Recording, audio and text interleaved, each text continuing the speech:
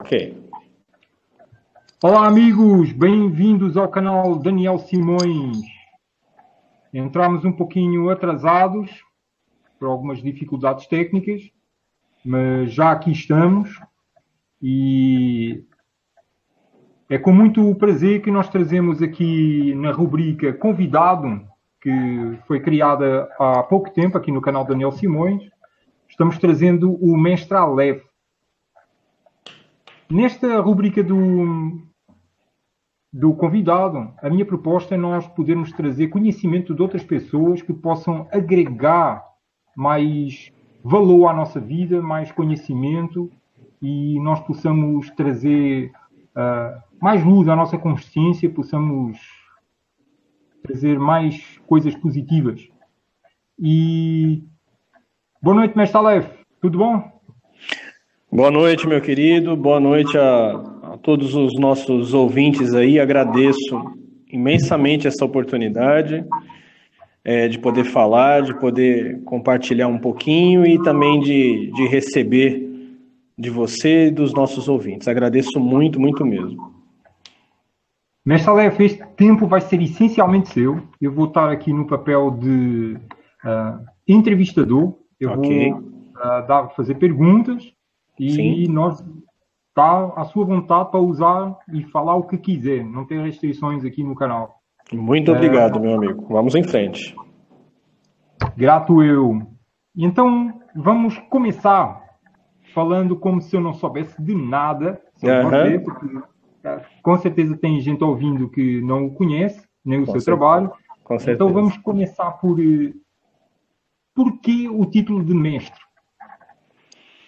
Bom, essa talvez seja uma das perguntas que mais fazem, né? Porque o título de mestre. Primeiro, é importante dizer que não foi um título que eu atribuí a mim mesmo, né? Foi meus alunos começaram a me chamar de mestre, de professor. E eu acredito que exista uma resistência qualquer com relação o título de mestre, né? Mas um mestre é basicamente alguém que veio antes. Nas tradições orientais, nas tradições japonesas, o sensei é aquele que vem antes, né? Ele é aquele que tem uma vida mais antiga, que é basicamente a etimologia, né, da palavra sensei. E também o guru das tradições da Índia, ele é alguém que dissipa a escuridão.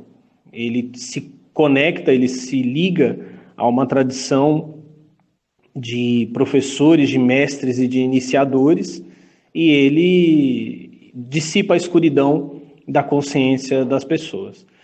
É que normalmente a gente tem uma certa resistência ao título de mestre, que eu acho que é mais um dom e uma tarefa do que um título, porque ele parece segregar, parece fazer... Existem pessoas de menor grau, mas não é verdade. O mestre, ele é um iluminador da consciência das próprias pessoas. No cristianismo também, o apóstolo Paulo, quando fala em mestre, quando ele diz que para a edificação da igreja seriam enviados mestres, ele diz que eles eram um dom, que eles eram um dom dado à igreja, um dom dado aos cristãos. Então, o título de mestre vem dos meus alunos, que reconheceram em mim alguém que dissipava a ignorância, que dissipava as trevas como um guru, como alguém que consegue aguçar a centelha divina dentro das pessoas. Então, o título mestre é mais ou menos por isso. E as suas palavras já nos trouxe assim, alusão a algumas culturas, algumas linhas de pensamento filosóficas, religiosas, culturais. Importa-se de nos dar assim, um pequeno histórico assim, da sua trajetória espiritual, teológica, até aos dias de hoje? Vai ser um resumo breve, né? Mas primeiro que eu sou mestre em teologia e apologética cristã, também por conta disso, né, o título de mestre. Mas antes disso, meu primeiro contato com a espiritualidade se deu dentro do candomblé. Eu fui iniciado no Axé e Leobá, Mãe Silvia de Oxalá, passei pela iniciação ali eu tive as minhas primeiras lições espirituais, né? Ali eu fui interagindo mesmo com a espiritualidade, resolvendo uma série de questões que existiam dentro de mim. E nos anos 90, isso foi no final dos anos 80, nos anos 90 eu tive contato com um grupo chamado Filhos das Estrelas, por conta Eu gostava muito do trabalho do Raul Seixas, né? Essas pessoas também gostavam. O Raul Seixas tinha morrido há pouquíssimo tempo, a gente queria divulgar o trabalho dele, e obviamente, né, se você tem pessoas que curtem o trabalho de Raul, você também tem pessoas que conhecem Telemann. Então, algumas pessoas ali tinham uma certa experiência com a magia e a filosofia de Aleister Crowley. Eu comecei a estudar Telemann com eles, depois eu passei a estudar sozinho. No final dos anos 90, eu comecei a minha formação teológica, isso aí me fez também ter outros tipos de contatos com o catolicismo, com as igrejas evangélicas, com a mística da igreja ortodoxa, e ainda mais tarde eu tive outros contatos, que foram os contatos com mestres do budismo, mestres de artes marciais, do aikido, do shintoísmo, e se formou esse mosaico rico aí de educação, de aprendizado, de espiritualidade. Como chama a sua linha? A linha do seu ensino com discípulos, como chama? Qual é o nome que dá? Eu chamo de caminho da teoses. Teoses é uma palavra grega que significa divinização, absorção da natureza divina. O termo teoses, ele foi muito usado pelos pais da igreja cristã, tanto no Ocidente como no Oriente. Depois, no Ocidente, eles meio que... a teoses foi substituída por uma educação clássica. Então, você tem, durante a Idade Média, os escolásticos vão falar de uma experiência divinizadora, mas não mística. Não exatamente mística. Se você estudava numa universidade artes, ciências, chamadas ciências liberais, né, a lógica, a retórica, e assim você se desligava das coisas materiais. Enquanto no Ocidente a crença de uma união mística com Deus, que desenvolvia a teoses, continuou. A teoses é a continuação dos mistérios de várias religiões antigas. Você tinha entre os gregos a apoteose, né? Você tinha vários mistérios, os mistérios órficos, os mistérios de Eleusis. Mais tarde, entre os romanos, você tinha o culto de Mitra. Todos eles eram experiências de divinização, de absorção da natureza de um deus ou da própria natureza divina em si. Então, o que eu proponho é justamente esse caminho, um caminho de espiritualização e de divinização.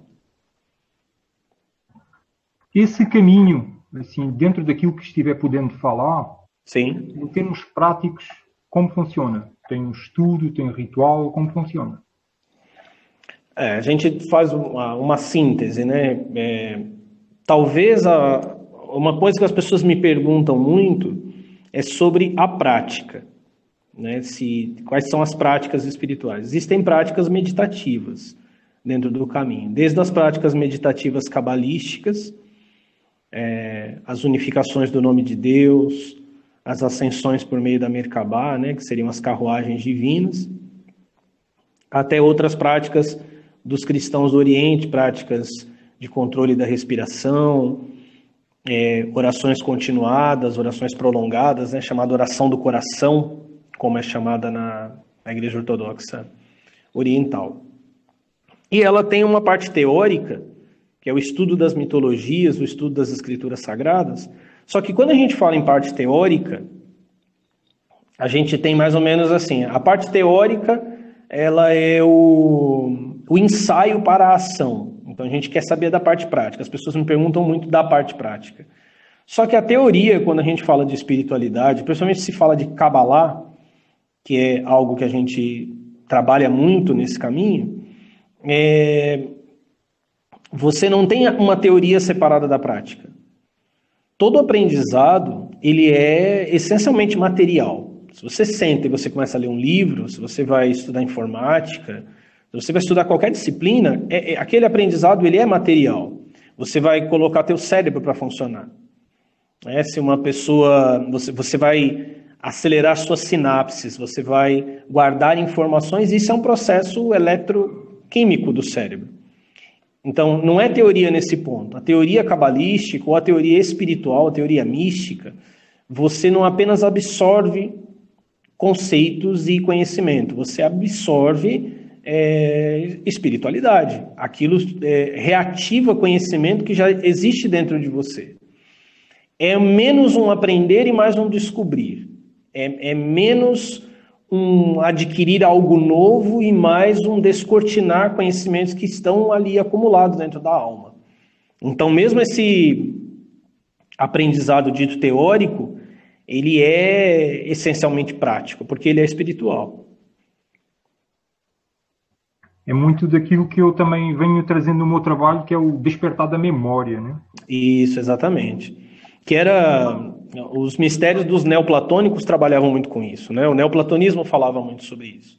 Platão dizia que na encarnação o homem bebia do rio Létio, o rio do esquecimento, e que o despertar espiritual ele era um sair dessa amnésia e voltar à consciência, que era o método que o próprio Platão havia aprendido com Sócrates, né?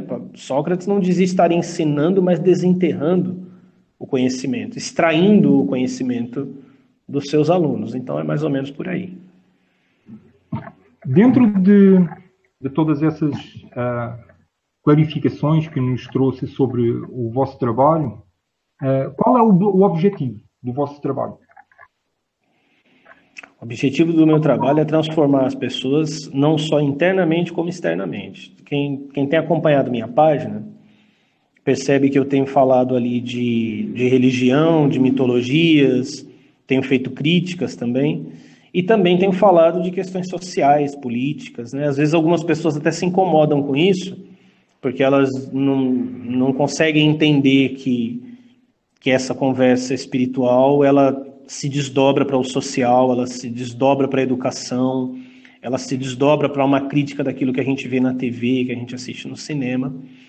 Mas eu não consigo entender o caminho de muitos ditos espirituais e magos, que é o cara faz um círculo mágico dentro de casa, ele tem uma prática espiritual, mas ela fica ali. A visão que eu tenho da transformação espiritual, ela é uma visão de dentro e de fora. Eu não vou me transformar internamente para depois eu agir externamente. Então eu preciso transformar-me internamente e externamente. É a imagem do vaso, né? do oleiro construindo um vaso, que é uma imagem muito bíblica, que aparece inclusive no livro do profeta Jeremias, capítulo 18, mas ela é isso. O oleiro, quando está construindo barro, ele está trabalhando com uma mão dentro, né? Moldando internamente, e externamente ele também está moldando. Transformação espiritual, visão espiritual, despertar de condicionamentos que esse mundo vai impondo para nós, ele te leva forçosamente a reconhecer situações externas e agir nelas. Então, o objetivo do trabalho é despertar pessoas e engajá-las numa transformação que seja espiritual, que seja social, que seja política. Procurando assim seguir uma linha dentro das suas palavras, eu vou procurar ir então de cima para baixo, da parte espiritual até à parte mais mundana, e quem sabe a gente suba novamente, né? Com certeza, haveremos de subir, vamos ficar Assim, dentro da sua visão, como é a história da criação do universo, do cosmos? Bom, eu sei, em primeiro lugar, eu sou um professor de Kabbalah. Então, a minha visão da criação ela é a visão da emanação divina. Dentro do ensinamento cabalístico, o primeiro momento é em que Deus se encolhe, Deus que é todo, ele é o tudo, né? Ele é a totalidade das coisas. Ele se retrai e se encolhe. Isso é chamado de Tzim Tzum na Kabbalah, retração e e limitação, Deus se limita e se encolhe. E aquele último ponto, que é o ponto em que Deus se contrai, tudo substância divina, ele começa então a emanar-se, a encher aquele espaço. À medida que essa substância divina se afasta da fonte, embora nunca haja um afastar realmente, né, mas à medida em que ela vai se expandindo além de Deus, se é que nós podemos falar dessa forma, né, mas naquele espaço vazio dentro de si mesmo que Deus criou, que é isso que é a doutrina do Tzin-Tzum, então eles vão se tornando menos conscientes da presença divina. Então, dentro dos ensinamentos cabalísticos, o mundo em que nós vivemos, que é chamado de Assia, a Sefirá de Malhut, é um mundo onde não é que não exista a presença divina, mas é onde ela está mais encoberta. Então, aqui é um mundo onde uma pessoa pode, de repente, escolher viver, existir, separado do conhecimento divino. Negar a existência de Deus. Então, aqui é um mundo onde os homens, para descortinarem essa presença divina, eles precisam buscar, eles precisam cavar, eles precisam lapidar-se, eles precisam... A presença divina não é como um peixe vivendo no mar, num rio, em que ele está cercado da presença divina. Ele está cercado da presença divina, mas ela está oculta. E um outro detalhe ligado a essa emanação é que isso não apenas afeta a nós, mas afeta alguns seres espirituais que estão, embora acima de nós, eles também estão relativamente afastados da fonte. Então, eles estão acima de nós, mas não conhecem o bastante do divino para cultivarem as virtudes adequadas. Então, esses seres são aqueles que os gnósticos chamavam de arcontes, os regentes, os governantes.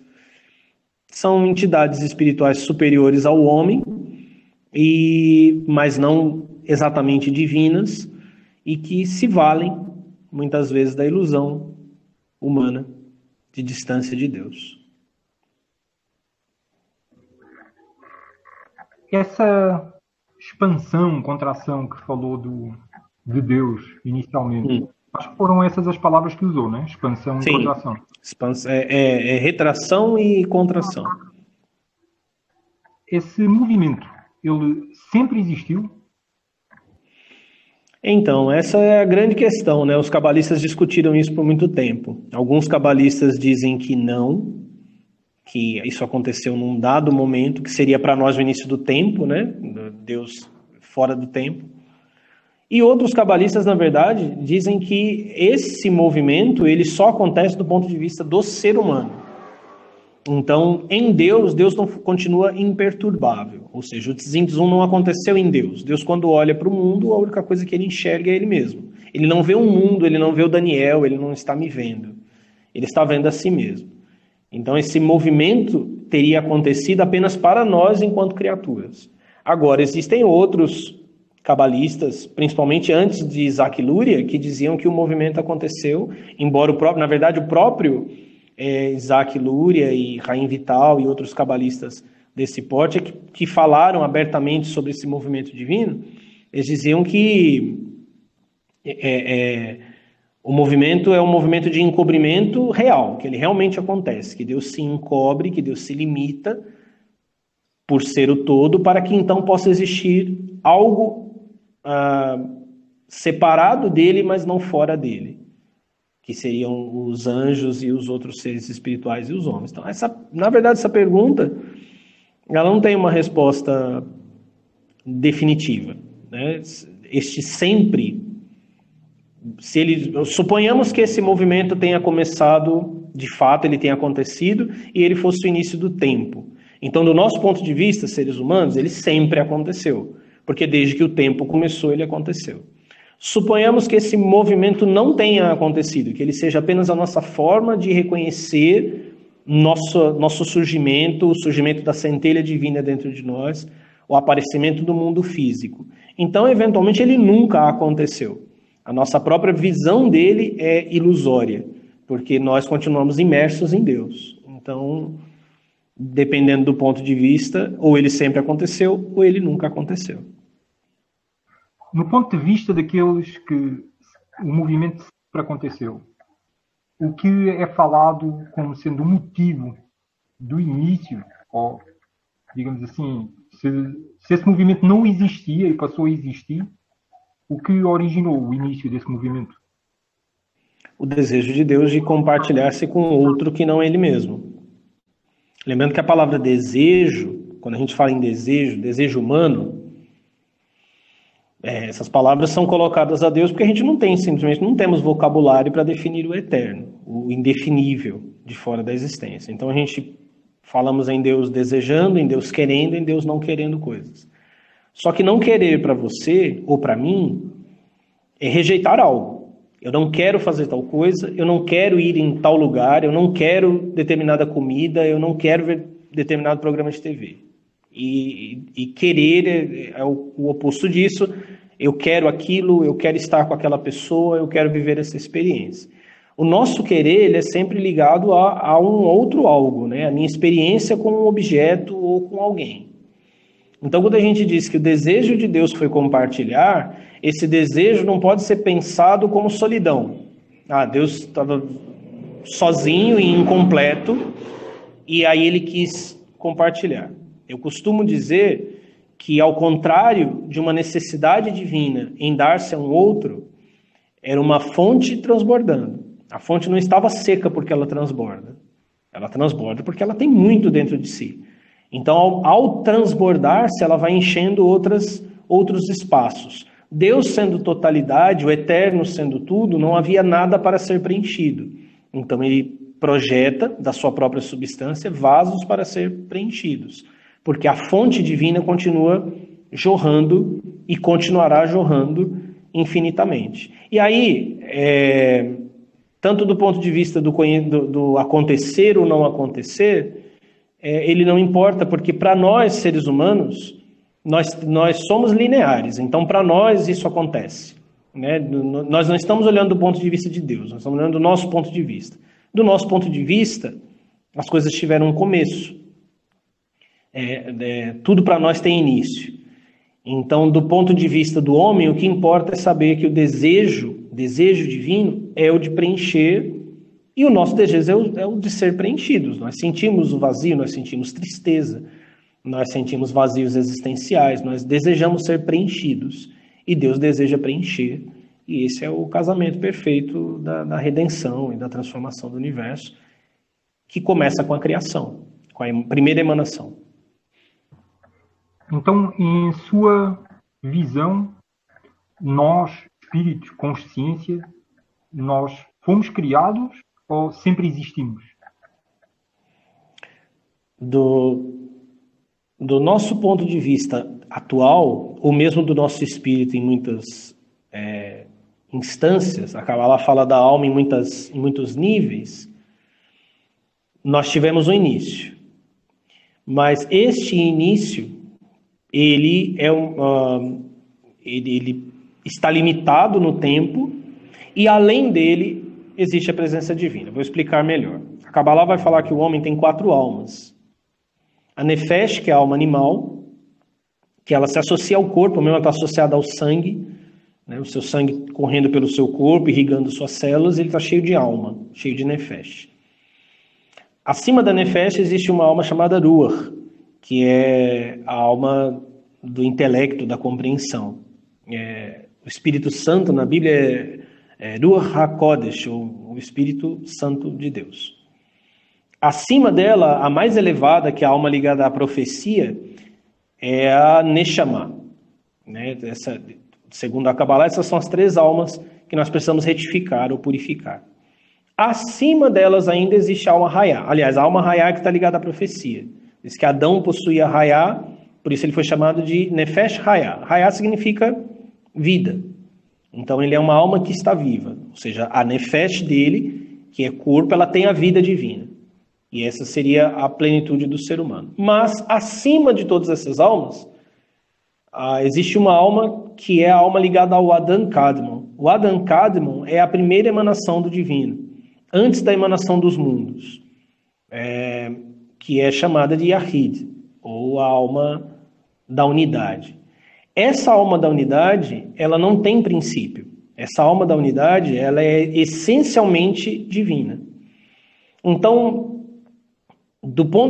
a iniciação e o processo de purificação, de divinização, ele vai justamente dando essa compreensão. Meu corpo teve começo. Eu, além do começo do corpo, encontro que é Nefesh, eu encontro Ruach, Neshama, Hayah. Todas têm começo, todas têm princípio. Dentro da árvore da vida, nós estudamos, da Kabbalah, nós estudamos a descendência, o descer da alma pela árvore da vida. Mas, acima de todas essas almas, existe Yahid, que é aquele ponto onde eu e Deus, onde nós e Deus sempre estivemos unidos, onde nós não temos princípio. Dando uma resposta cabalística, as duas coisas. Nós fomos criados, porquanto fomos emanados e depois moldados por Deus. A Kabbalah divide a árvore da vida como o mundo da emanação, primeiro mundo, depois o mundo da criação, ou seja, aquilo que foi emanado, digamos que é manufaturado, as formas surgem nesse mundo da criação. Depois a gente tem o mundo da formação, ou seja, aquelas peças que foram emanadas são empilhadas, ajustadas, como se estivesse montando Lego, né? Um Lego de Deus. E aí depois a gente tem o mundo da ação, que é onde esse projeto divino, de substância divina, começa a agir, a pensar, a decidir afastar-se dessa fonte, decidir unir-se a essa fonte. Mas acima de todos os mundos, antes de tudo aquilo que foi emanado e criado, existe um mundo do Adam Kadmon, que é o mundo da identidade perfeita entre o homem e Deus. Nesse ponto, neste lugar, né, nesse encontro entre humano e divino, não há princípio nem fim, não há criação. Adam Kadmon é um só ou cada um de nós tem um Adam Kadmon? Cada um de nós é parte de Adam Kadmon. O mito cabalístico diz que a unidade do Adam Kadmon nos mundos inferiores ela se quebra. Então, por que a gente pode falar em egoísmo? Por que a gente pode falar de pessoas ferindo, matando outras pessoas? Porque aqui nós não temos sempre uma noção de unidade entre nós, entre a natureza e com o divino. Só que nós somos sim parte dessa manifestação divina, do Adam Kadmon. Então, o Adam Kadmon, ele não está dentro de todos nós, né? Ele não é alguém que está dentro de nós, mas ele é a totalidade das coisas existentes e dos seres existentes. Ele por isso que encontrar essa alma da unidade, que é o Yahid, ela é a experiência da totalidade e da unidade, não apenas com o divino, mas entre todas as coisas, mas entre todos os seres, entre todas as épocas. Esse é o objetivo final da jornada de um cabalista, ou pelo menos devia ser. Né? Como é que, ou porquê, perguntando de outra forma, como é que traduz a história que existe em diversas tradições, não é? E que traduzindo para termos cabalísticos, existe a queda de Adam Kadmon para Adam Belial. Como é que traduz essa história? Sim, então, dentro da Kabbalah não foi Adam Kadmon que caiu, foi o Adam Rishon. Kadmon significa primordial. E Rishon significa formado. Então, o primeiro homem, e aqui quando a gente fala em primeiro homem, é preciso fazer apontamentos. Quando se fala em primeiro homem, não está falando primeiro da espécie humana. Como eu falei agora há pouco, o Adão que possuía a alma mais elevada, que é o Adão Rishon, o Adão formado, ele tinha Hayá, ou seja, quando eu digo que Adão tinha Hayá, eu estou dizendo que Adão foi iniciado nos mistérios da Kabbalah. Então, o primeiro homem não é o primeiro ser humano, é o primeiro iniciado nos mistérios da Kabbalah. Então, dentro do conhecimento cabalístico, havia já a humanidade, haviam muitos homens e haviam muitas práticas religiosas, e Adão foi o primeiro a ser iniciado nos mistérios da Kabbalah. O Adam Rishon, Adão formado. Ele é formado à imagem do Adam Kadmon. Quando a Bíblia diz que Deus fez o homem à imagem e semelhança, essa imagem e semelhança, ela é Adam Kadmon. Porque Deus, como eu falei antes, Nenhuma forma criada o representa, porque ele é a totalidade de todas as formas estão nele. Então, a primeira forma, a primeira imagem, a imagem de Deus, ou seja, aquele que representa o infinito com forma, é o Adam Kadmon, e o homem, o cabalista, o primeiro Adam Rishon, ele foi formado à imagem do Adam Kadmon. E aí, posteriormente, esse homem, ele tem poder criativo, né? O cabalista, a Kabbalah tem um ensinamento muito interessante. A gente lê o Gênesis, a gente vê ali que Deus formou o homem do pó da terra. Só que essa palavra terra, ela tem várias palavras para terra. Você tem a Aretz, você tem Adamá, inclusive é esta palavra, Adamá. Adão foi feito de Adamá, pó da terra. Os cabalistas fazem as permutações entre as palavras. Então existe uma outra palavra que, permutada, ela também se encaixa na criação do homem, que é Adamé. Adamé significa imaginação. Então o texto, no seu sentido mais secreto, ele não diz que o homem foi feito do pó da terra, das substâncias da terra, mas que ele foi feito de Adamé, foi feito de imaginação, ou seja, nasceu dentro da mente do Eterno. Esse homem que nasce da mente do Eterno, ele obviamente tem capacidades semelhantes às do Eterno e às do Adam Kadmon, que é a imagem do Eterno. Então ele pode imaginar diferente de Deus. Ele pode imaginar fora das leis divinas. Então o Zohar diz que Adão quis conhecer o que estava abaixo dele. O que estava abaixo de Adão são as ruínas dos mundos que Deus havia tentado criar antes da criação do nosso universo. Então Adão não quis elevar-se na árvore da vida, ele não quis se conectar com as forças superiores. Ele já tinha uma certa conexão, ele tinha até Hayá, ainda não tinha Yahid, ele não tinha uma unidade perfeita com Adam Kadmon. Ele quis conhecer as forças inferiores. Ao querer conhecer as forças inferiores, ele desce aos mundos inferiores, perde o corpo de luz, e passa a ter um corpo de pele e de carne, e fica preso nessas forças inferiores durante um tempo. O Zohar diz que depois Adão foi libertado dessas forças inferiores. Mas o próprio poder de imaginar que Adão possui é também o seu poder para imaginar diferente do Eterno. Então a Kabbalah diz que o poder que o homem tem para moldar o mundo, para transformar todas as coisas, para construir nos mundos inferiores uma casa para Deus, é também o poder que o homem tem para transformar o mundo num caos, uma loucura, em maldade. Quando diz que Adam Rishon foi iniciado na Kabbalah, ele foi iniciado por quem? Pelo próprio Eterno. Então, através de... Pode falar. Pode falar. Essa iniciação, ela acontece no mundo espiritual, então? Ela acontece no mundo espiritual. Adão foi iniciado pelos anjos. Inclusive, é um anjo muito importante dentro da Kabbalah chamado Raziel. Esse anjo teria transmitido os conhecimentos divinos para Adão. E o Zohar diz que quando Adão se desvia do Eterno, ele perde o direito a esses conhecimentos. Só que Adão se arrepende e Deus envia novamente o anjo Raziel para educá-lo. Só que agora é óbvio, a educação de Adão, enquanto homem limitado por um corpo físico que se deteriora, ainda que nos mitos cabalísticos mais lentamente do que se deteriora o nosso corpo, ele aprende por outros meios. Então Raziel, dessa vez, não tem uma comunicação direta com Adão, mas tem uma comunicação através de um livro. E é aí que a gente tem os símbolos cabalísticos, os livros cabalísticos, e mais tarde a Torá.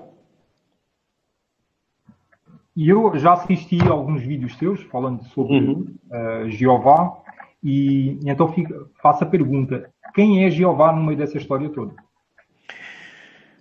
Jeová, eu uso a palavra Jeová, que é uma tradução bem mal feita do tetragrama sagrado que aparece na Bíblia, o nome de 4 letras, né, o Yod He Vav He. justamente para diferenciá-lo do divino. A leitura dos livros, principalmente os do Antigo Testamento, principalmente o Pentateuco, né, a Torá, os 5 livros atribuídos a Moisés, eles têm 4 níveis de compreensão. No seu nível mais básico, que é chamado de Pshat, ou que significa literal, você tem algumas histórias, no mínimo, escabrosas, né? Você tem uma promessa lá em Deuteronômio 28, que se o povo de Israel pecasse contra Deus, eles seriam castigados com enfermidades terríveis, que as mães comeriam a carne dos próprios filhos. Você tem inúmeras vezes a ira divina explodindo sobre os homens e trazendo destruição, e trazendo maldição. Você tem um outro episódio em que os filhos de Arão, do sacerdote, se aproximam do santuário e eles são consumidos pelo fogo divino. Não há nenhuma explicação no texto, no seu sentido literal, para todas essas coisas. Então, o que significa esses sentidos? A Kabbalah diz que esses sentidos das Escrituras, o Pardes, o Pshat, o Remes, o Deresh e o Sod significando sentido secreto, eles formam um acróstico que é a palavra Pardes, que significa paraíso. Ou seja, pelo domínio dos 4 sentidos, o homem retorna ao paraíso divino. No livro do Gênesis, quando Adão é banido do paraíso, é dito que querubins foram postos à porta, no caminho do Éden. Em Ezequiel 28, aparece uma figura que é uma figura poderosa, que é dito que ele estava no Éden, no jardim de Deus, e que ele profanou os próprios santuários. E no capítulo 27 de Ezequiel, o próprio Deus que está falando com Ezequiel diz que ele profanaria seus santuários, que foi a destruição do templo de Israel por Nabucodonosor, né, o rei da Babilônia. Então, e em Ezequiel 28, essa figura é chamada de querubim. Esse que profana os santuários, esse que quer dominar os homens, ele é chamado de querubim. Então, quem é Jeová? Jeová é um anjo que lança uma ilusão à mente dos homens, que é justamente o sentido literal da Bíblia. Se você olhar para qualquer cabalista que você encontrar aí pelo YouTube, nenhum deles vai dizer, não, o sentido literal foi abolido. O que você vai ver muitas vezes são práticas do Antigo Testamento, aquelas que são possíveis fazer, né, porque sem templo de Israel, a maioria das práticas de sacrifícios e outras práticas que os judeus faziam não podem mais ser feitas, mas eles continuam dizendo, não, está valendo ainda. Os mandamentos ali devem ser cumpridos, tem que guardar o sábado, você não pode comer carne de porco, uma infinidade de outras coisas. O apóstolo Paulo diz que os mandamentos escritos em pedra, e quando ele fala escritos em pedra, ele está justamente falando da literalidade do Antigo Testamento, eles matam. Eles servem como um véu que encobre o entendimento das pessoas. É justamente o querubim parado na entrada do caminho, impedindo que as pessoas vão adiante. Se você pensar, ou as pessoas adotam o sentido literal da Bíblia e defendem um Deus totalmente arbitrário, um Deus assassino, um Deus controlador, um Deus violento, um Deus até mimado, ou por conta dessas descrições de Deus, elas se afastam das Escrituras. Elas se afastam de qualquer conhecimento que haja ali dentro. Jeová é o anjo colocado na porta do paraíso divino.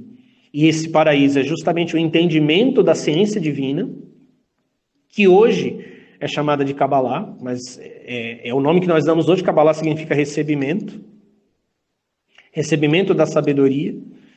Ele está ali e ele ilude as pessoas, ele produz ilusão na mente das pessoas, e através dessa ilusão nascem as religiões literais e que se baseiam na letra da Bíblia sem descobrir os mistérios e os segredos internos a ela. É por isso que nós vemos assim algumas expressões na Bíblia, onde aparece a palavra Jeová com atitudes, presença completamente diferentes, não é? Sim. Porque nós, por exemplo, quando vemos Abraão, quando encontra aqueles seres, os recebe, ele recebe-os assim de uma forma muito humana, não é? Por que essa humanização deles? Abraão, quando recebe esses seres e Jeová está entre eles, ele lava os pés dos anjos, ele faz comida para eles, né? Essa humanização é porque é isso mesmo. Jeová é um anjo que nós chamamos de Ishin, ou Ish, que significa homem. Ele é uma entidade espiritual muito próxima do mundo humano. Ele parece muito conosco, ele tem os mesmos impulsos que nós, talvez até talvez até piores, porque nós estamos falando de alguém que não tem certas restrições que nós temos, né? Às vezes o medo, às vezes a empatia diminui o mal e faz surgir o bem dentro de nós. Por empatia, eu posso entender o erro de uma pessoa, né? Eu posso não ter cometido o erro, mas eu posso entender por que uma pessoa fez ou deixou de fazer aquilo. Isso faz parte da nossa humanidade também. Então, Jeová não tem isso. Jeová não olha para nós dessa forma. Ele olha para nós como pessoas fracas, inferiores. A função dele é impedir. Ele carrega a espada de fogo para impedir que os homens entrem nos sentidos místicos das Escrituras. E é isso que ele tem feito muito bem, e tem ganhado um monte de hinos evangélicos e igrejas aí para parabenizá-lo por essa atitude. Bom, como nós estamos com um tempo contado, né? Porque o Mestre Aleph só poderá ficar até às 21h45, ou seja, nós temos mais 45 minutos, e ainda vamos ter um tempo depois para ler, fazer perguntas que o povo está fazendo aí no YouTube. Nós estamos a fazer um caminho de descendência, né? Começámos com perguntas lá no alto e com certeza perguntas ficaram por fazer, né?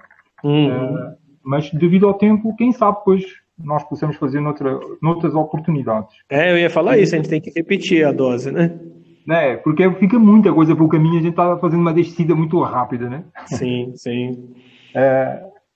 Dentro dessas palavras que esteve falando sobre Jeová, qual o papel que ele está tendo em toda esta manipulação ideológica a nível religiosa que nós estamos vendo, essencialmente no Ocidente e muito particularmente aqui no Brasil, nos Estados Unidos, com estas igrejas evangélicas? Qual o papel que ele está tendo nisso? Bom, Jeová é basicamente o conquistador do mundo, o dominador do mundo. Quando você lê o livro do Apocalipse, o capítulo 12, aquele dragão que aparece ali, ele é chamado de Diabo e Satanás, e óbvio, né, a gente tem uma formatação cultural, e quando eu falo Diabo e Satanás, você imediatamente pensa numa figura com chifres e rabo, que foi banida do céu e todo o restante. Só que as figuras que são atribuídas ao grande dragão ali, elas são figuras de terror. Ele é apresentado como uma das criaturas do caos. Quando Satanás é descrito ali, o diabo e Satanás, é dito que ele engana o mundo todo. Óbvio que aquele diabo e Satanás não é o diabo e não é o Satanás, por exemplo, da igreja de Satanás do Anton LaVey. Ele não é o diabo com chifres, ele não é o diabo do inferno, porque ele não engana o mundo dessa forma. Óbvio que ele engana as pessoas justamente fazendo com que elas pensem que ele é Deus. E aí o que a gente tem?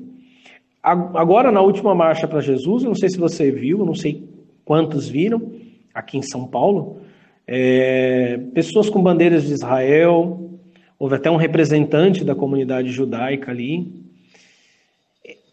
É no mínimo bizarro que algo assim aconteça. Antes da tomada do território da Palestina por Israel, havia mais de 70 mil cristãos palestinos vivendo ali. Hoje a gente tem 2% da população são cristãos. É de se imaginar o que passa na cabeça das igrejas, das religiões, de modo especial as religiões evangélicas e protestantes, que têm essa paixão, tanto no Brasil como nos Estados Unidos, por Israel, acreditam que o Estado de Israel é uma espécie de Estado messiânico, que o estabelecimento de Israel, que a tomada dos territórios palestinos é uma espécie de cumprimento das profecias bíblicas e tudo mais, quando a própria religião judaica e a própria ação dos líderes do sionismo mundial, elas estão em antítese com a prática e com a busca do cristianismo histórico. Onde é que Jeová está aí? Jeová pretende dominar o mundo, né? E, obviamente, esse domínio do mundo não será um domínio do mundo por armas. Hoje em dia não interessa a nenhum grande líder um conflito armado de grandes proporções, né? Era de se imaginar que o atrito entre o líder da Coreia do Norte e o Trump terminaria sem bombas sendo arremessadas. A batalha é ideológica, a batalha é econômica. Você adquire territórios por meio da cultura, você adquire territórios por meio do dinheiro, do poder financeiro.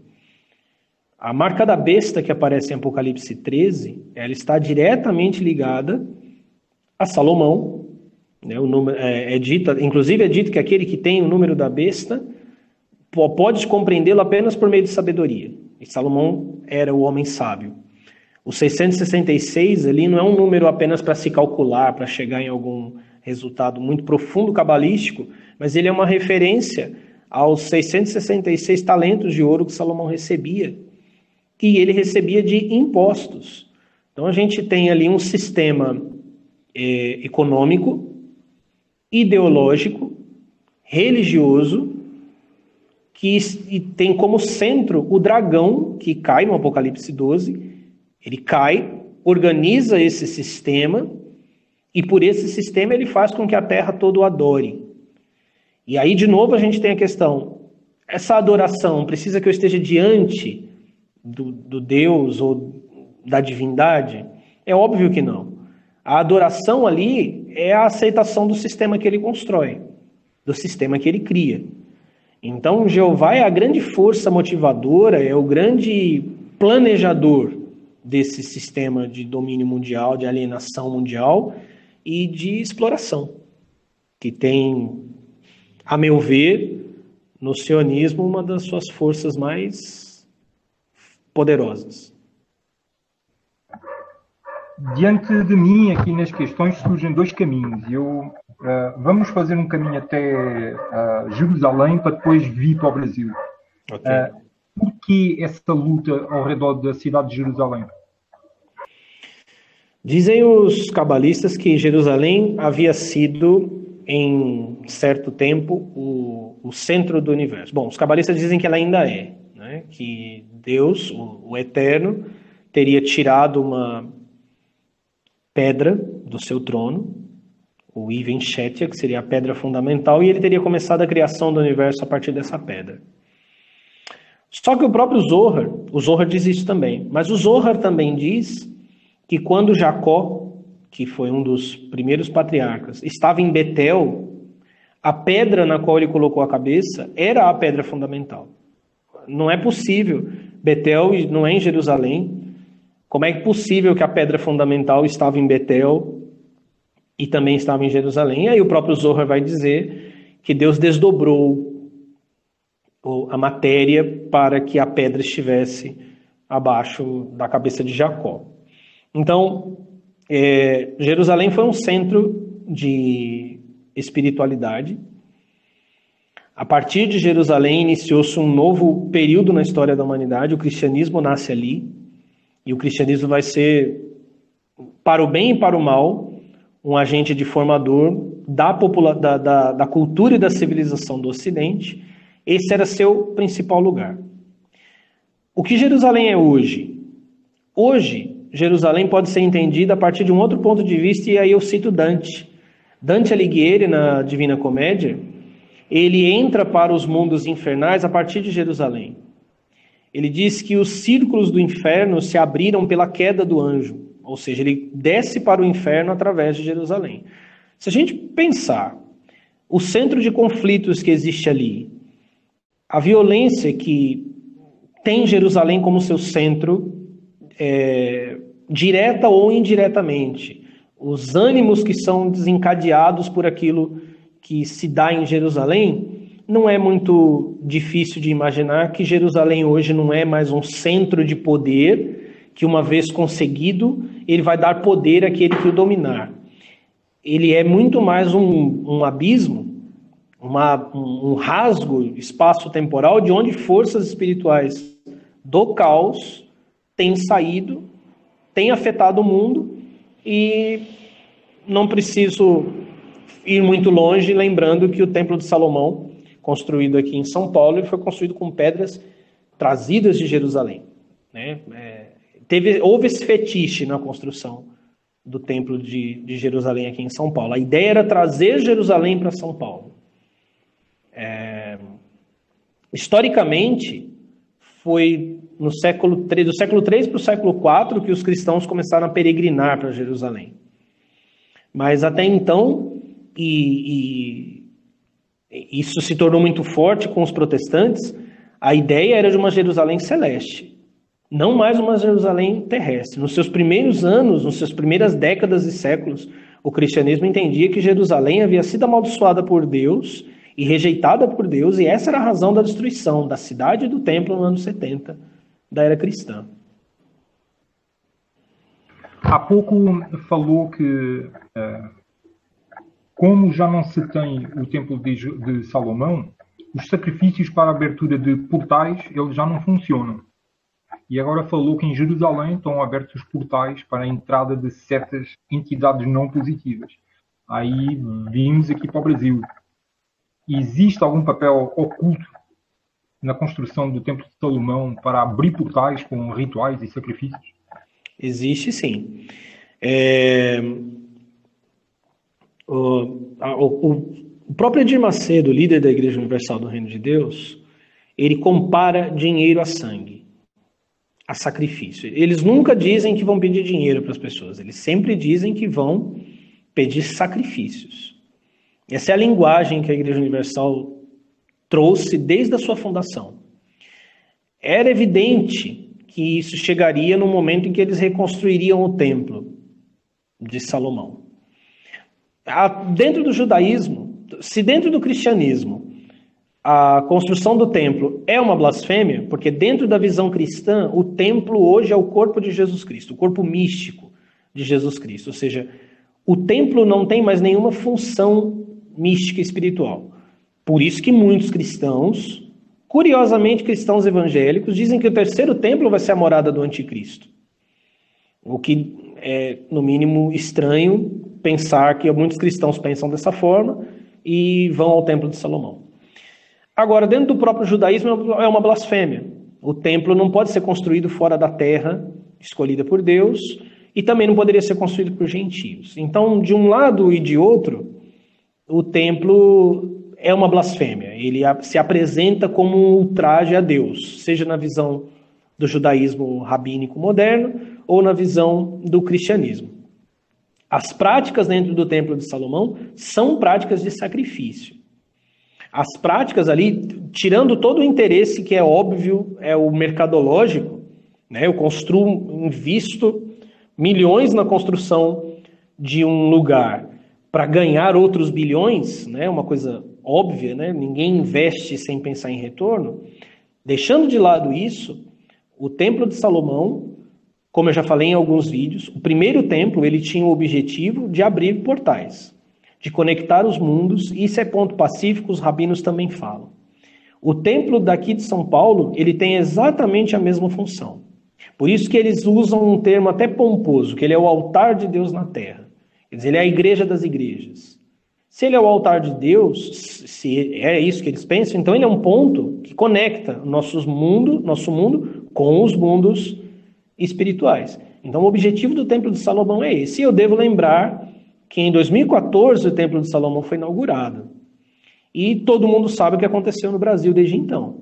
De 2014 para cá, o Brasil vive uma crise econômica aparentemente sem solução, uma crise política devastadora, os números da violência só crescem, a gente tem uma crise dentro da educação que vai se tornando cada vez mais endêmica, cada vez mais descontrolada, e eu não estou aqui dizendo que ele é a única causa. É óbvio que todas essas coisas que eu falei, elas têm causas secundárias. Elas têm má administração, a má administração histórica no Brasil, elas têm o próprio comportamento do povo brasileiro, a própria mentalidade do povo brasileiro, aquilo que ele valoriza e não valoriza. Mas, obviamente, quando o templo é inaugurado, quando essa força espiritual é aterrada, manifestada, ela entra nessas rachaduras que existem dentro da nossa própria estrutura como país, né? E vai piorando. É como se ele fosse apodrecendo aquilo que já está doente. Então, ele tem sim esse objetivo. Quem são essas entidades que estão entrando por esses portais? Essas entidades, elas são aquelas que eu tenho chamado de os Old Ones. Old Ones são criaturas da ficção de Lovecraft, Howard Philip Lovecraft. O Lovecraft dizia que essas entidades, elas são seres pré-humanos que existiram antes da humanidade, que eles foram banidos dos círculos do tempo, ou seja, eles foram exilados além do nosso espaço e do nosso tempo, e que por meio de ritos específicos eles podem ser trazidos de volta. Aí alguém que me ouve pensa assim, mas isso é ficção. Voltamos lá atrás à nossa conversa. O homem foi criado da Adamé de Deus, da imaginação de Deus. Aquilo que o homem imagina, e principalmente aquilo que o homem transforma em arte, ele se transforma em realidade. O Zohar diz que os mundos criados antes da aparição, da criação de Adão, eles eram mundos caóticos de forças terríveis, que foram destruídos por Deus. E que esses mundos voltaram a viver quando o homem voltou a viver. Ou seja, eu estou chamando de Old Ones, que seriam a sua encarnação moderna na ficção, que eu vejo, e não só eu vejo, Kenneth Grant, que foi aluno de Aleister Crowley, também via dessa forma. São a sua encarnação mais recente. Mas essas entidades são entidades caóticas do passado.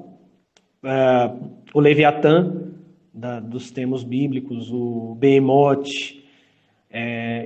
Tiamat, dos sumérios e babilônicos, né, com suas 11 criaturas do caos. E inclusive no próprio livro de Jó, na maioria das traduções é difícil de perceber, mas no próprio livro de Jó existem muitas menções a cultos antigos, cultos da época dele, na Bíblia, que amaldiçoavam o dia. Quem eram esses que amaldiçoavam o dia? Eram magos, feiticeiros, que tinham o poder, ou pelo menos acreditavam que tinham o poder de, por meio de determinadas práticas, desfazer a criação divina, a fazer sumir a luz da criação divina e devolver a Terra ao estado de caos, que era o governo dessas criaturas. E essas forças caóticas, elas estão em todas as mitologias. Na mitologia nórdica você tem os gigantes do gelo, na mitologia grega você tem os deuses do caos e algumas das crias de Gaia que foram aprisionados por Zeus. Você tem aqui na América Latina, entre os maias, entre os incas e astecas, você tem também criaturas do caos que precisaram ser derrotadas, destruídas para que o ser humano existisse.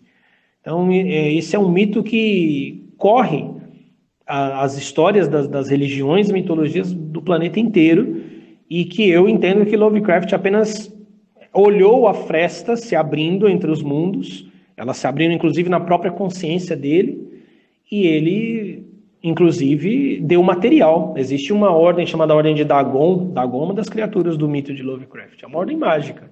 Eles acreditam poder despertar aqueles que são chamados de os antigos, ou os Old Ones. E, citando outra vez Kenneth Grant, que foi aluno de Aleister Crowley, ele diz a mesma coisa. Ele acredita que as entidades com quem Crowley teve contato eram as mesmas entidades da literatura de Lovecraft. Eu, como artista, que sou desde bem jovem, Eu entendo perfeitamente isso. Tudo ao nosso redor, tudo é arte, né? Tudo é uma imaginação de nós mesmos. E uma vez eu até fiz a pergunta, né?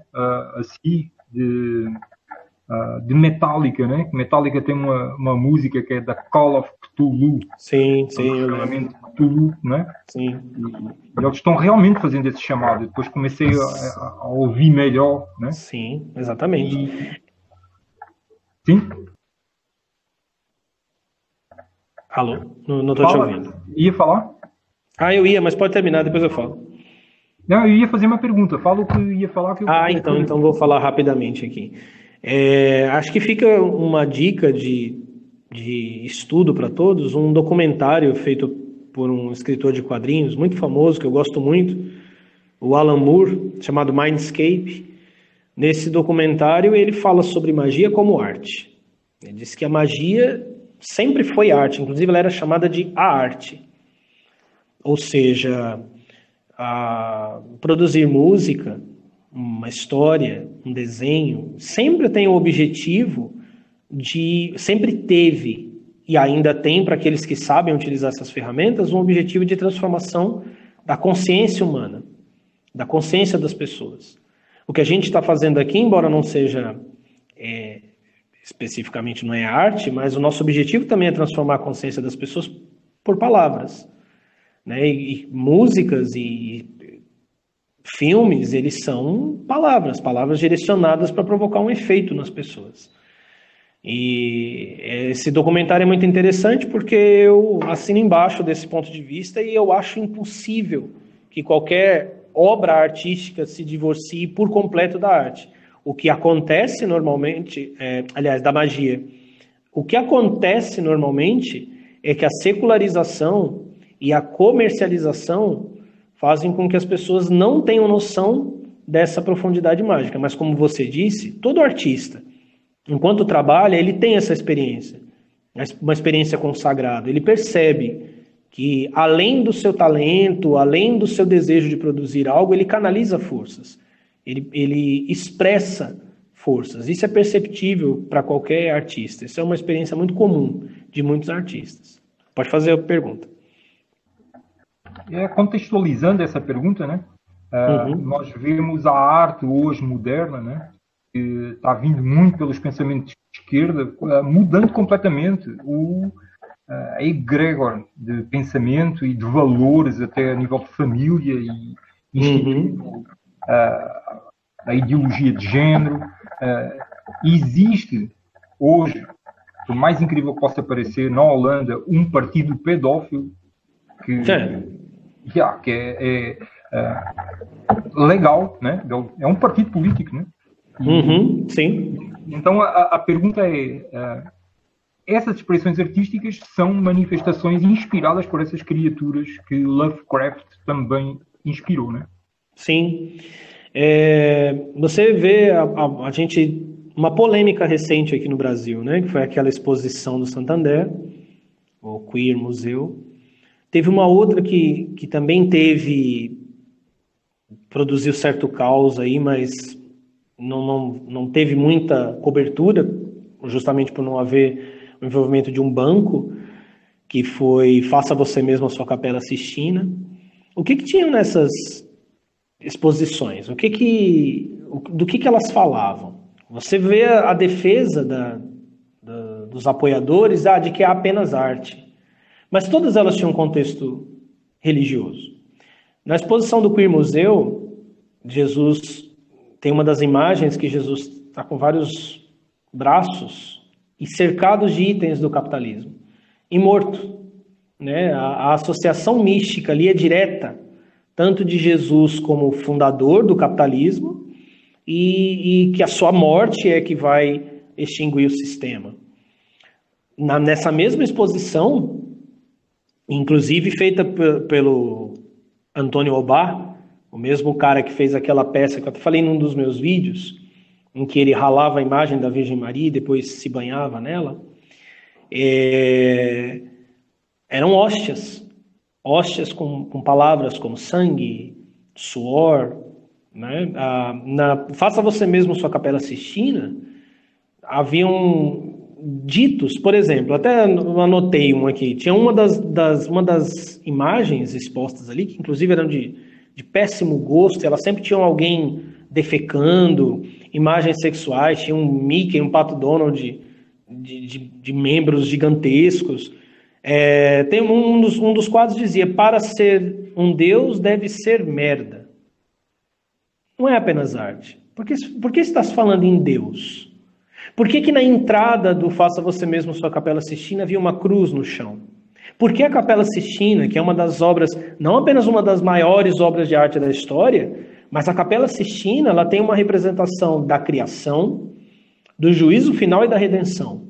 Dentro da Capela Sistina, o homem e Deus se tocam, e a imagem divina, essa que a gente está falando aqui o tempo inteiro, ela é transmitida diretamente para o homem. Tem um outro quadro que diz assim, a consciência deve estar ligada ao desejo sexual e à fome.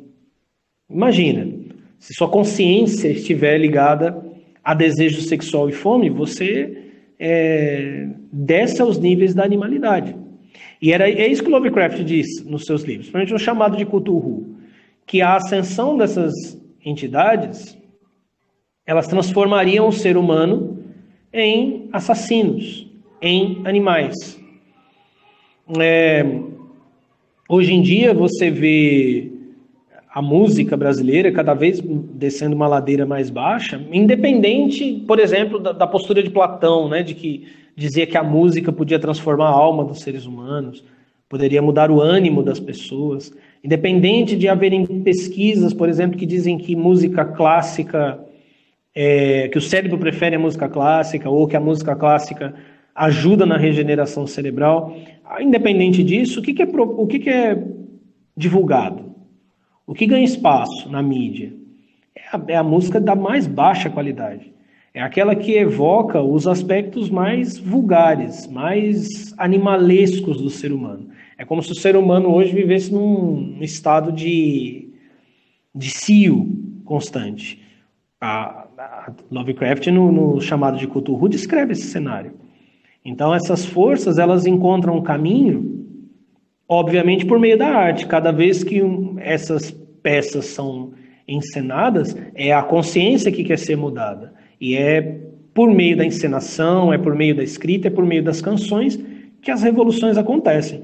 Não foi assim, não foi isso que aconteceu aqui no Brasil?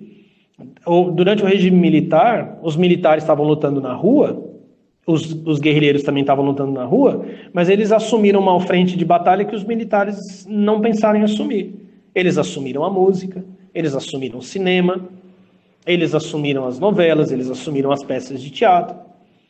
Ou seja, eles podem ter perdido a guerrilha urbana, mas eles venceram a guerra cultural. E a guerra cultural é sempre guerra espiritual. Hoje a gente tem um Brasil que tem uma direita conservadora, que não tem a menor ideia dessas coisas que a gente está falando aqui, que ela olha para essas exposições, ela só acha feio, ela acha blasfemo, mas ela não entende que aquilo é muito mais do que blasfêmia, aquilo é um ato de geração de poder. Quando o Antônio Obá tritura a imagem da Virgem Maria, se banha com o pó e escreve no site dele que aquilo era um ato de transfiguração e de divinização, que tipo de Deus está nascendo ali? Aquilo é um ato mágico. Aquilo é sim um ritual. Aquilo tem um efeito para ele e aquilo tem um efeito a quem vê, para quem vê. A gente tem uma direita que não tem nem noção disso e pior, uma direita que tem uma mentalidade de esquerda, porque no fim das contas a guerra cultural foi vencida.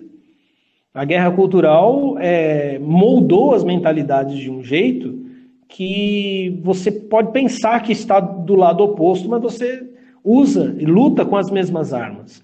Então você está vendo aí hoje essa nova direita que vai surgindo no Brasil, que quer a mesma coisa que os seus supostos inimigos queriam. Estão aí atrás de cargos públicos, estão fazendo seus impérios, estão ganhando seu dinheiro, mas não tocam na ferida, não resolvem os problemas. Por trás de tudo isso são essas forças de desagregação e destruição da consciência. Bom, estamos com 17 minutos, mais ou menos, e nós já fizemos uma viagem assim bem boa, desde lá de cima até aqui à parte mais rasteira, né, de implicações sociais mesmo. Sim. E vamos agora procurar atender aqui as perguntas das pessoas que estão assistindo. E nós, para fazermos um hangout realmente assim completo, não é num hangout, não. Vamos precisar de mais tempo, se houver oportunidade. Sim. Estou à disposição. Então vamos aqui. O Beto Graciano, ele está perguntando: mestre, qual a sua opinião sobre Rav Ashlag e Rav Berg? Bom, meu querido,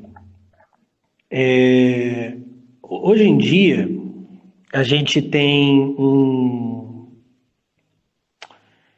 digamos que um mercado religioso muito aberto, né? Eu acredito, francamente, que a Kabbalah não funciona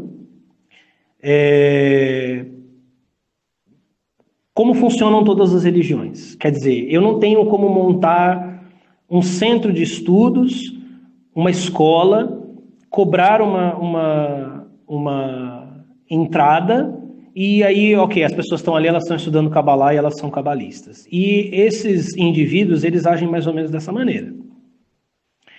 O Rav Berg, principalmente, com o Kabbalah Center, na minha opinião, é uma distorção radical da Kabbalah. Que a gente vê ali, inclusive as celebridades, né, o Ashton Kutcher, Madonna, eles se remontam à Kabbalah do Kabbalah Center, que é uma Kabbalah fetichista, é uma Kabbalah que enfatiza muito o pensamento positivo, os benefícios de ser um cabalista. E, francamente, a Kabbalah não tem a ver com benefícios, a Kabbalah tem a ver com deveres. Então, qualquer cabalista que diz, você vai praticar Kabbalah e você vai ter sorte, você vai ter prosperidade, você vai ficar rico, você vai ter um melhor desempenho sexual, né? Teve até isso. Tem até essa mentalidade hoje em dia, que se você passar os dedos sobre as letras hebraicas ou sobre os nomes de Deus, você melhora o desempenho sexual, né, mano? É uma busca muito animalesca. Kabbalah não é desejo de receber para receber. Esse é o nosso primeiro nível de alma. O cabalista, ele está num desejo de receber para compartilhar, que é o nível de Neshama, da alma que está acima de Ruach. Então, todo centro de estudos que ele começa e o objetivo dele vai, né, para essa popularidade extrema, para esse pop mesmo, para essa venda de amuletos, essa coisa toda, eu rejeito profundamente. Embora isso não é uma rejeição total aos ensinamentos deles, mas é uma rejeição, você encontra ensinamentos cabalísticos ali. Eu vejo muitos cabalistas que falam um monte de abobrinha, mas é claro, se você for observar todas as falas deles, seus vídeos, seus livros, você encontra elementos cabalísticos ali, mas na verdade eu acho que esse é o problema, é a mistura da verdade com o erro. Fica muito difícil separar uma coisa da outra. O cabalista, ele se vê numa missão, não num negócio. Próxima pergunta é de Beto Graciano. Ele pergunta: Adam Kadmon é o mesmo que o Filho unigênito? Para os cabalistas cristãos Os cabalistas judeus rejeitam isso com todas as forças, mas porque eles rejeitam a manifestação de Jesus Cristo. Na minha opinião, Adam Kadmon é o Filho unigênito, é o Logos, é a palavra de Deus, conforme diz o Evangelho de João, capítulo 1, versículo 1.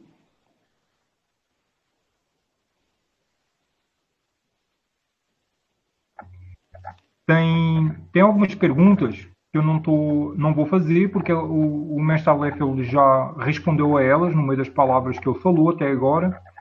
E o Shutdown,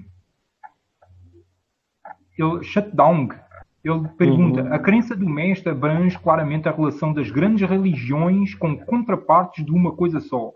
Mas qual seria a visão para com as religiões pagãs, onde tem uma enorme sorte de deuses? Bom, na verdade, o meu conceito é de unidade na multiplicidade.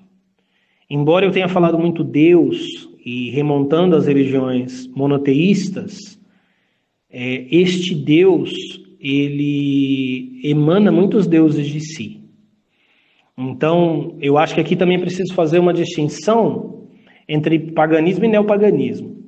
Eu vejo muitas religiões neopagãs que elas são extremamente contrárias às religiões monoteístas, mas essa é uma briga que nós não precisamos entrar, porque o monoteísmo foi contrário às religiões pagãs politeístas e a gente não precisa entrar nessa briga. A Kabbalah me mostra unidade na multiplicidade. Então, eu estou com Santo Agostinho, que dizia que a realidade, hoje chamada cristã, ela foi anteriormente chamada pagã. Ou o apóstolo Paulo, em Romanos capítulo 1, que ele diz que aquilo que de Deus se pode conhecer está perfeitamente revelado na natureza. Se está perfeitamente revelado na natureza, o que os índios brasileiros faziam, o que os celtas faziam, o que os shintoístas japoneses fazem, ao perceber as forças divinas, os poderes divinos atuando na natureza, é enxergar aquilo que de Deus se pode perfeitamente conhecer. Então, eu acho que chegou o momento da gente transcender o monoteísmo e o politeísmo e entrar numa unidade na multiplicidade. Eu acredito que exista uma substância comum que interliga todas essas forças divinas, inclusive tenho escrito muito sobre deuses de muitos cultos e eu vou aproveitar para dizer que vou iniciar uma série no meu canal sobre mitologias do mundo, né? Sobre deuses de diversas mitologias e religiões. Legal. Vou querer ver. Próxima pergunta da Marisa Ribeiro. Mestre Aleph, Beijão, Marisa. Mestre Aleph, esses anjos, Jeová, eles são extraterrestres, Anunnakis? Então, não são... Bom, essa pergunta é complicada, né? Porque quando a gente pensa em extraterrestres, a gente pensa em alienígenas habitando um planeta como o nosso, ou mais avançado que o nosso. Eles são extraterrestres porque são extraterra. Né? Eles estão fora da Terra, não vêm da Terra.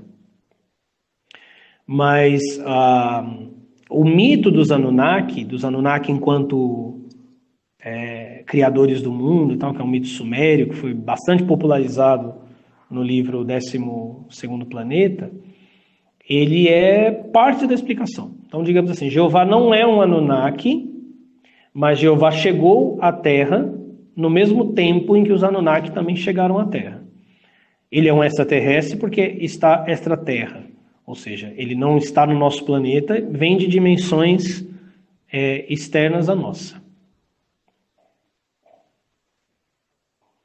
A próxima pergunta, a Juliana Santos, ela faz várias perguntas ao mesmo tempo. Eu vou selecionar aqui uma ou duas que estão relacionadas. Ela pergunta: Saturno foi um sol primitivo da Terra? Também poderia falar da estrela de Davi e da sua relação com Saturno, Renfã, Moloch, Xium? Bom, na verdade, vou começar pela estrela de Davi. A estrela de Davi, ela está ligada às letras hebraicas. Existe uma meditação cabalística, uma kavaná, que nós extraímos letras de dentro da estrela de Davi. A associação com Renfã, ou a associação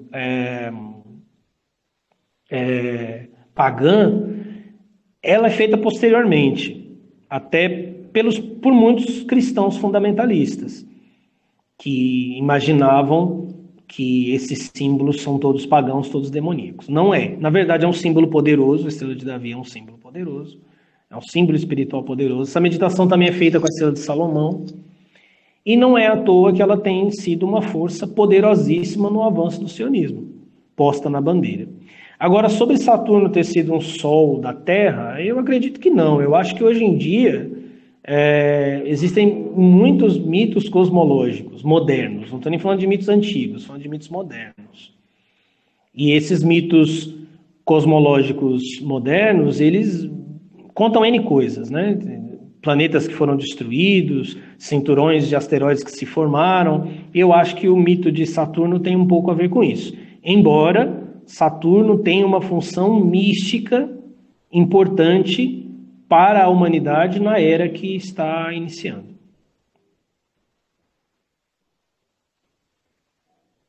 A próxima pergunta é boa e eu quero ouvir a resposta mesmo. Opa. É do Vegas Thierry. Ele pergunta: Astacheran é Jeová? Pois é. Você sabe que tem uma desconfiança muito grande com Astacheran, né? Eu já encontrei muita gente que ama de paixão Astacheran, que acha que ele é o grande salvador da humanidade e tudo mais. E existem aqueles desconfiados com ele, até mesmo nos meios místicos, esotéricos. Até porque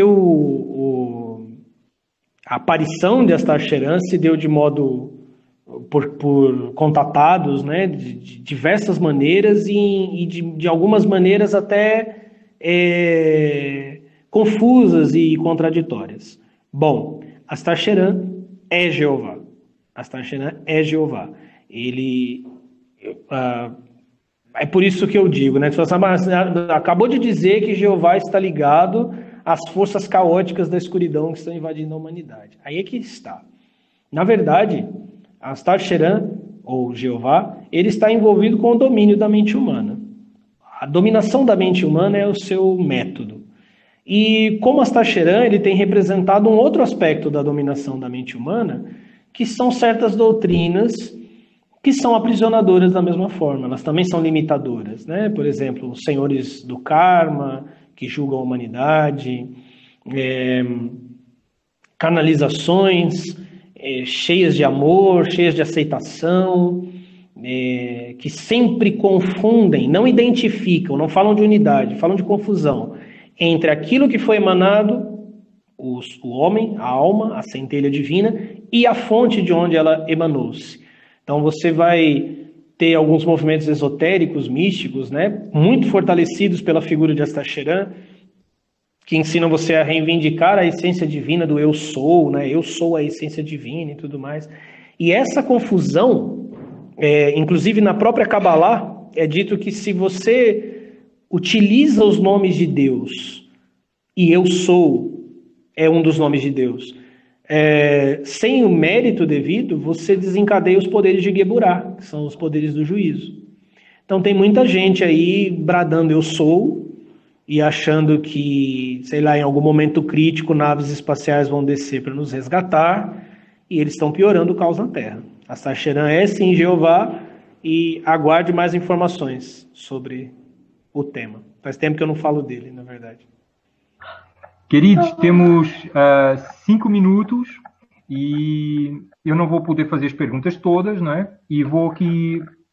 A Marisa Ribeiro, ela pergunta, mas como os judeus vão dominar o mundo? A Europa já está toda dominada pelo Islã.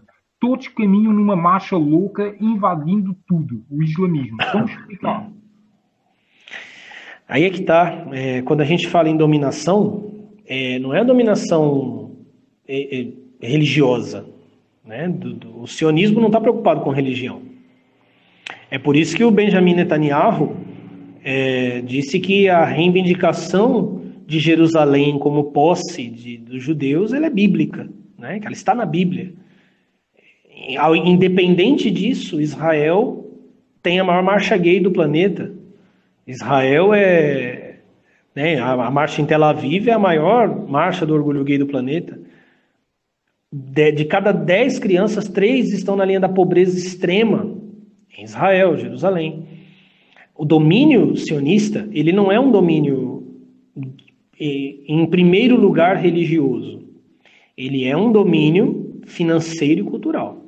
Os Estados Unidos comem nas mãos daquele micro-estado de Israel desde que este foi fundado. O domínio financeiro, o domínio econômico, o domínio cultural é muito poderoso. Você tem uma invasão do Islã e disseminada dentro da Europa, mas você tem, por outro lado, o poder econômico representado pelo sionismo cada vez mais forte. Você tem as agendas globalistas, culturais, cada vez mais poderosas. Inclusive, não fosse essa agenda, os países da Europa não estariam abrindo as portas indiscriminadamente para imigrantes do Islã. Então, é um domínio muito mais sorrateiro. A ideia não é, olha, agora nós somos os dominadores do mundo e nós mandamos e acabou. Se ele fizer isso, eles desafiam a reação. É um domínio sutil e é um domínio gradativo, e ele tem se tornado cada vez mais poderoso, inclusive é até complicado para nós, estamos falando sobre isso aqui. Vocês sabem disso, vocês sabem que tem muitos canais aí no YouTube que saíram do ar por conta disso, porque o desmascarar do sionismo é sempre interpretado como antissemitismo, que já é uma ferramenta de controle. A manipulação da história é a manipulação do presente, e nisso aí eles são mestres e têm feito com perfeição e exatidão. Eu não falei para vocês no início, mas o mestre Aleph já teve um canal de YouTube deletado, né? Sim. E vamos terminar aqui com uma pergunta muito engraçada, que eu achei muito interessante. O Anderson Gomes está perguntando: você poderia falar sobre a Liga da Justiça? Eles estão ajudando ou atrapalhando o despertar das pessoas? Então, né? Pois é. É que essa pergunta do Wanderson, ela é engraçada, mas ela é significativa, porque eu tenho falado disso, dos heróis de quadrinhos, como, na verdade, entidades espirituais, assim como os Old Ones, que estão entrando na consciência humana. Então, a gente tem 2 pontos aqui.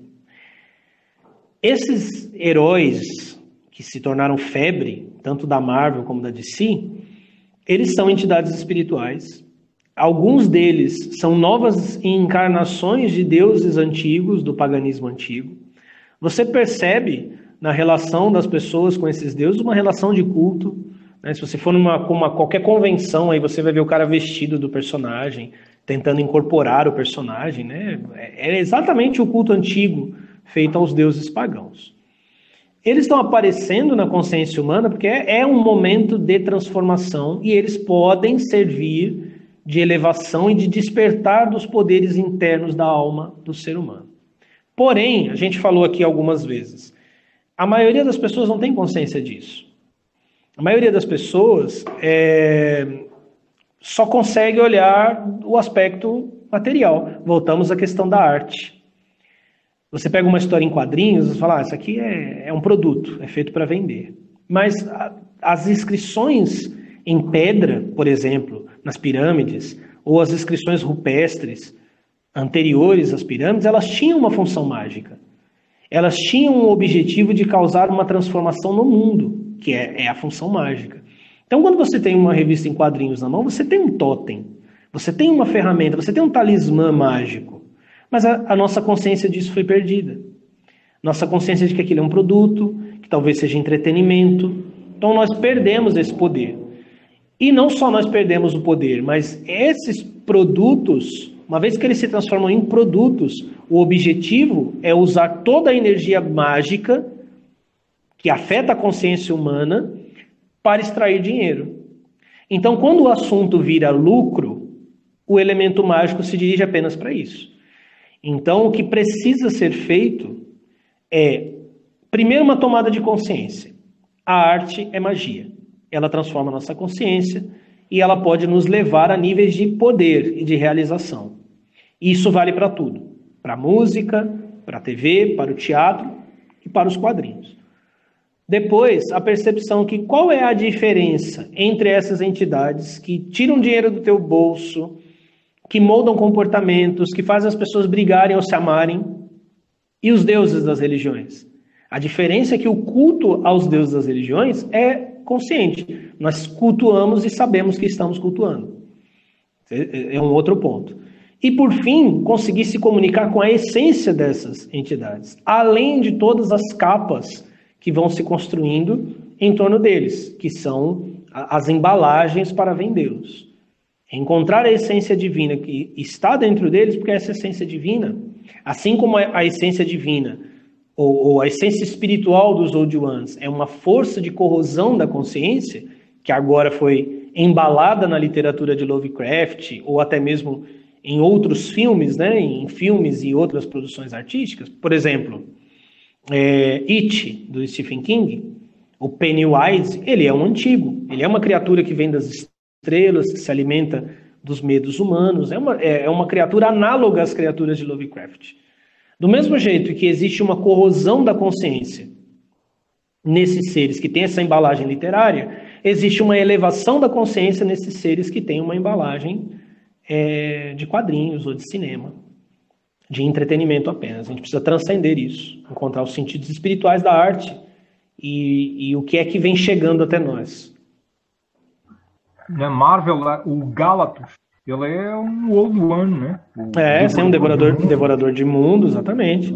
Exatamente. O Darkseid da DC, né, que opera fora do tempo, que consegue acessar dimensões paralelas, né, e são Old Ones. Acontece que enquanto na literatura de Lovecraft não há esperança, né, eles virão e eles nos dominarão e a Terra vai ser consumida, nos quadrinhos e histórias de heróis existe um equilíbrio entre as forças da luz e da escuridão, que é o que muita gente, quando me ouve falar, não entende. Meu objetivo não é extinguir esses caminhos aí chamados de trevosos. Eu não vou tentar fazer com que todas as pessoas parem de adorar ou invocar essas entidades.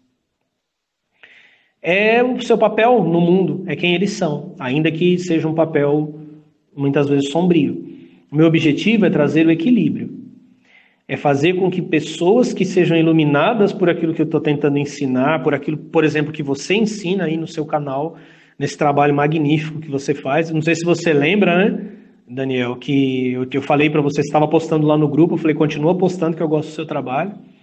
É trazer esse equilíbrio, despertar a luz divina dentro das pessoas para que elas possam equilibrar-se com essas forças das trevas. Porque o grande problema do mal no nosso mundo é que o mal no nosso mundo ele é sempre destruidor. Você pode filosoficamente dizer que o mal serviu para o bem. Um homem iluminado sabe que o mal serve para o bem dele, mas que o mal, uma vez feito, ele é o mal para a destruição. Dentro desse mundo dos heróis, o bem e o mal têm equilíbrio. Diante de uma grande escuridão existe também uma grande luz. Esse é o mundo projetado pelo Eterno. Eu tenho um trabalho onde eu refiro os heróis da Marvel, né? E esse trabalho é o programa arquétipo do Salvador versus a gente consciente de transformação positiva. E eu vou mostrar como é que hoje a arte ela cria heróis que são sempre os salvadores de problemas que surgem. E nós podemos ver nos filmes de Hollywood que o ser humano ele está sempre lá no pano de fundo por trás do herói, fugindo, se escondendo. Às vezes machos grandes, né, que têm toda a capacidade de enfrentar o problema e estão se escondendo, né? Então está sendo retirado de nós essa capacidade de ser salvador. Bom, e nós já passámos 5 minutos do horário que nós tínhamos determinado. Nesta leve, dê as suas considerações finais. Bom, primeiro eu quero mais uma vez agradecer você, Daniel, pelo convite. Realmente o tempo é muito curto, né, para a gente falar de tudo que a gente tinha para falar. Aliás, a gente nem falou de tudo que a gente tinha para falar, né? Foi muito gostoso, foi muito legal. Quero agradecer todos que estiveram aí nos ouvindo, que enviaram perguntas, mesmo as perguntas que não foram respondidas. Espero que a gente tenha a chance de refazer esse encontro para a gente falar de tudo que ficou pelo meio do caminho. E, principalmente, a mensagem definitiva. Não se engane. Não se engane. Por trás de todas as causas secundárias, dos problemas que o Brasil enfrenta, dos problemas que você está enfrentando, existem causas primárias. Essas causas primárias são espirituais. Isso não é para gerar alarmismo, não é para provocar pânico, não é para gerar medo. É uma realidade. Há uma batalha pela consciência humana. Há uma batalha espiritual dentro das nossas mentes. Independente de você acreditar, de você ser ateu, independente da sua religião, a batalha está acontecendo aí dentro da tua consciência. Essa tua consciência precisa ser purificada, ela precisa ser resgatada. Meu trabalho, o trabalho do Daniel, tem esse objetivo. Nós não temos todas as respostas, nós não somos seres humanos perfeitos e iluminados, mas nós estamos na mesma busca que vocês. Uma busca por iluminação, uma busca por encontrar nosso verdadeiro potencial, e não só encontrar nosso potencial, mas encontrar o nosso potencial e dirigi-lo para algo construtivo. Isso é a era messiânica cabalística. É esse despertar. A luz divina desperta dentro de nós e nós construímos um mundo onde o divino está realmente presente e ele realmente produz mudança positiva na consciência dos seres humanos. Eu espero que essa noite, que esse curto tempo que nós tivemos aqui falando tenha servido para produzir essa mudança, ou pelo menos começar essa mudança dentro de cada um de vocês. Agradeço muito, um abraço a todos, muito feliz com a audiência, muito feliz com a participação de todos. Grato também, Mestre Aleph, foi uma viagem muito boa, espero que a gente tenha outra oportunidade para poder buscar os outros pontos, todos os infinitos pontos que ficaram por estudar. Agradeço a todos a participação. E lembrando que na próxima quarta-feira nós temos o próximo convidado com a DJ Hunter. Ela vai falar sobre espiritualidade na música. Vai ser muito legal, que a Hunter ela tem assim, uma vibração bem boa. E agradecendo a todos mais uma vez, ao Mestre Aleph, e muita luz para todos. Namastê, meu querido. Namastê a todos.